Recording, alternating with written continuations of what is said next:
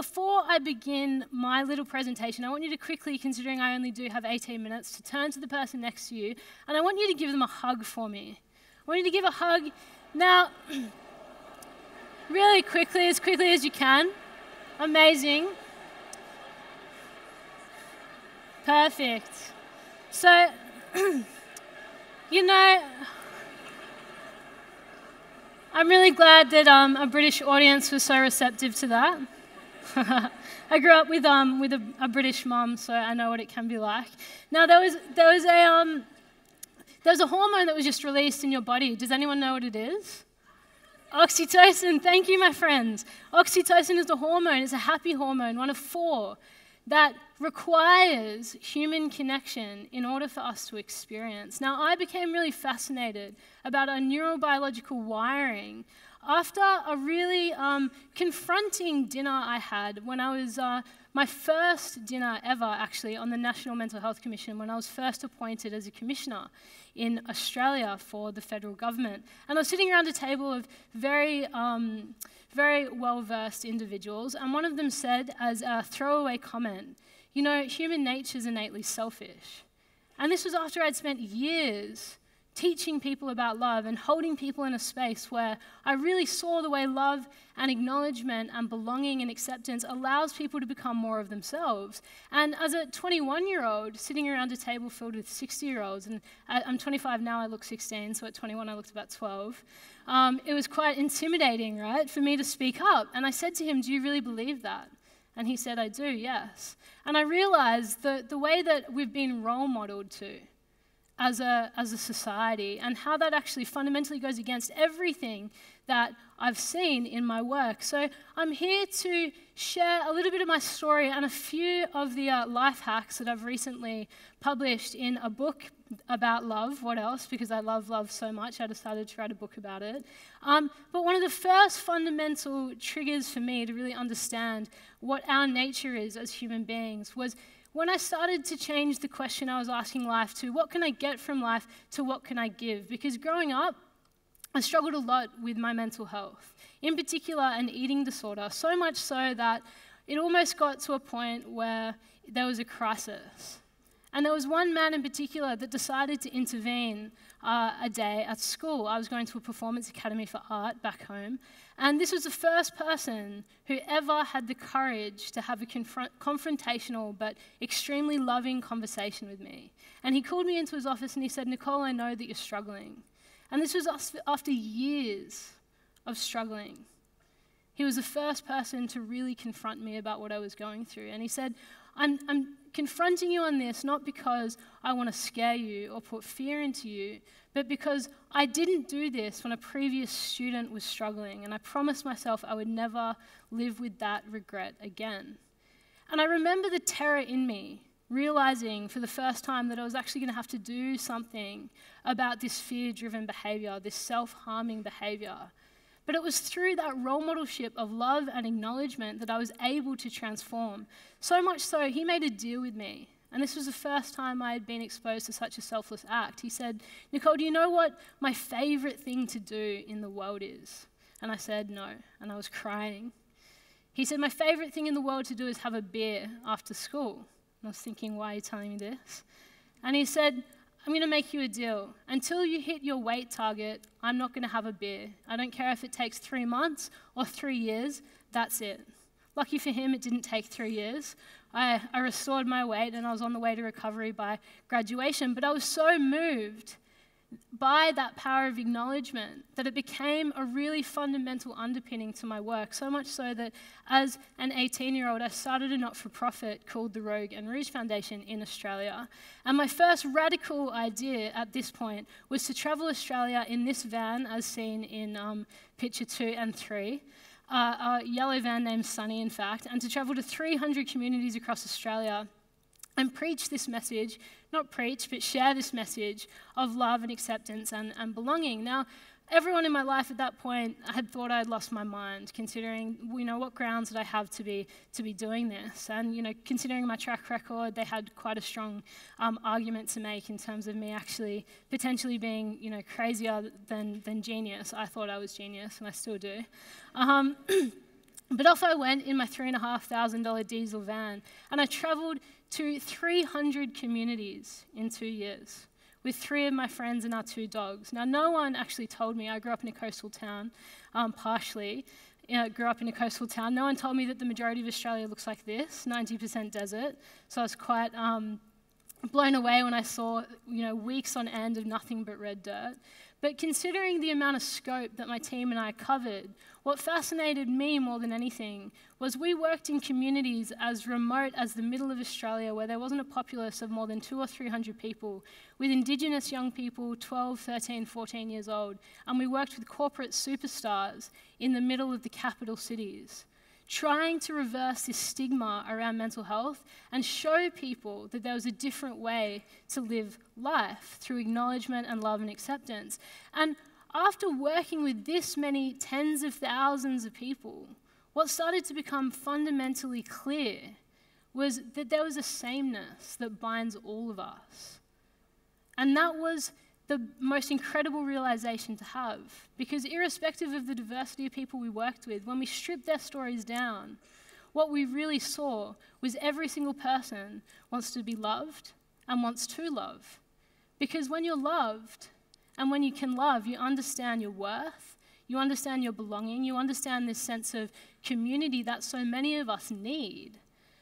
And yet isolation and mental health as something that every single person in the Western world is either personally affected by or knows someone that is. By 2020, mental health is said to be the leading health epidemic in the world. Why? Because we've fundamentally forgotten our need for love and human connection. And this is what I saw time and time again. Now, what I also started to see, one of the processes I would do as I was traveling the country was something incredibly simple, something that I call an acknowledgement circle. And I would get people in a circle and literally one by one put people into the middle of the circle and simply ask their peers to acknowledge them. Sounds simple, right? And yet it was radically transformative, so much so that I saw people of all different backgrounds, all different ages, actually maybe cry for the first time in years and years from how difficult it was for them, but also how transformative it was for them to be seen. And I started to notice that we have a real issue receiving as a Western culture. And the fact that we struggle to receive means that we also struggle to give. And not everyone was as lucky as me who had a role model like my principal, who showed me the power that acknowledgement has from a young age and reconnected me to what I know our nature to be. Now, I started to see the power of these acknowledgement circles so much in the communities I was working with that I decided to take it to all different arenas. And it still had the same impact. At 21, when I was appointed onto the commission, one of the first things I got some of the influential people that I had one of my first meetings with to do was to take off their shoes. We went to a grassy patch, and I did the same process with them. And these people that had been working with each other for years and years and years, finally, and you can imagine the resistance, right? They were all in their suits, asking them to take their shoes off. Who's this 21-year-old that, has been appointed into a federal position?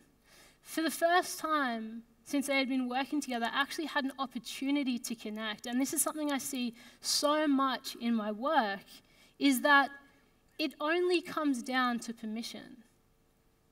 Love is so natural for us. We need it. We're bonded. The reason that you experience oxytocin when you give each other a hug is because we needed each other back in the primitive days for survival. Does it make sense that we would be neurologically wired for connection? Yes, because we weren't the strongest animal, we weren't the fastest animal, but we were the best at working together.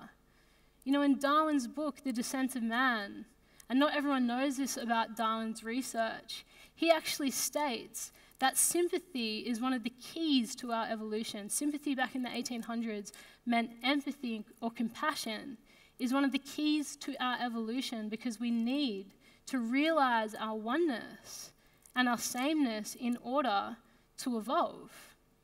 And he used the term artificial barriers. Humans create these artificial barriers things like nation states, things like race, things like sexuality, and we think that we're different to other people when actually we're one humanity. And this is what I see the power of love being able to give us, is the understanding that we're all connected and how much we actually crave that on a deep level, yet so many of us are scared to be the first one to connect. So much so that I get looked at like a crazy person when I walk past a stranger in the street and I wave. How have we gone so far? How have we been so far removed from the very thing that's natural to us? So I wanted to introduce you to the first life hack, which is acknowledgement equals transformation. When you acknowledge something, and this goes for yourself as well, when you acknowledge something that is within you, you then have the capacity and the ability to heal. Until I acknowledged that I was going through what I was going through as a teenager, I couldn't heal from it. There's a truth that comes from acknowledgement. And it's a fundamental prerequisite to experiencing love. When we truly see ourselves and when we truly see each other. One of the things I break down in the book as well is the definition of realize. Now, when you break down the word realize, what you see is realize actually means to see the real. The suffix ISE means to see and real. So to see the real. So to have the ultimate realizations. And if you can walk away from my presentation today having realized one thing, it's this, that to realize, to have a realization is actually just to see the truth in something. And I'm here to share with you, after working with 250,000 people since that tour, that this is what I see the truth in all of us to be, the fact that we want connection and love. Now, this model will help you in being able to apply this to your life. What I've seen is we all have a choice, which is the axis that you see in the graph. And when you move towards love, the way that you do that, the behavior and the attitude that you have to adopt in order to move towards love and thus connection with everyone around you and even with yourself is acceptance. Every single one of you is guilty of having a self-critic. I'm no different. If I was to put a megaphone up to your brain and start to broadcast some of the things that you say to yourself, I guarantee that you would be deemed crazy as well. And that's because we haven't necessarily been taught how to lovingly talk to ourselves. So how can we do it to other people? Really on a truthful level, in the way that we all need and crave in order to create community. Acceptance is the key to be able to do that. Acceptance is the key to be able to move towards love. Now, on the converse side of that, judgment moves us towards fear. As soon as we judge someone from being different to us, as soon as we judge ourselves, we separate ourselves, we put ourselves into a state of fear. Why is that? Because what is fear as an instinct? It's a survival mechanism. We fear things because we needed to survive back in the day. We were going to judge the potential woolly mammoth that may kill our husband or wife in the tribe because that was probably a really smart judgment. And the fear allowed us to become activated and either fight our component or to run away from it. It was a survival mechanism. But what I've seen is fear has actually stopped being life-giving in a modern-day world, and it's actually starting to rob so many people that I've worked with from their lives. And that's what I don't want for every single person in this room or everyone watching on the TED channel later on. I don't want you to live in the fear, which comes from the judgments that we have. So that's the best way to be able to move back towards love, back towards your nature, is to practice acceptance, both for the self but also for the people around you. I've also noted through my travels and my studies, working with people all across the world now, is that there's a difference between very easily definable traits between love-based thinking and fear-based thinking. Love-based thinking is expansive and inclusive, it's divergent. Fear-based thinking is restrictive, it's impulsive. Again, because back in the day, when we were afraid, we needed those restrictive, impulsive, really quick judgmental instincts to be able to save us from potential threat. But now we experience this when we want to ask the cute guy or girl out across the bar. You know, the context is very different. I want you to practice this when you all come to the celebration later on. If you start to feel yourself judging yourself in a social setting or you start to judge other people, I want you to actually actively try and move out of that and practice more love-based thinking, inclusive thinking, thinking that's going to allow you to remember who it is you are at your core. because we all know this.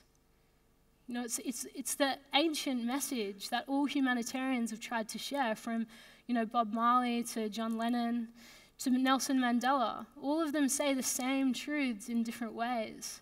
It's really remarkable when you start to become conscious of the way that you interact with life and actually have the power and the willingness to move towards love-based thinking, because love is the only thing that's powerful enough to heal us in ourselves and also heal us as communities. Love was the only force powerful enough to take me out of the situation I was in as a teenager, which was so critical. For years I spent deprecating myself, harming myself, and it was through the power of love that I was able to transcend my circumstances. And I watch it in every single person, every single community I work with, the power that love has to flourish. So I'm going to leave you with something today. I want you to think back to the first time you fell in love.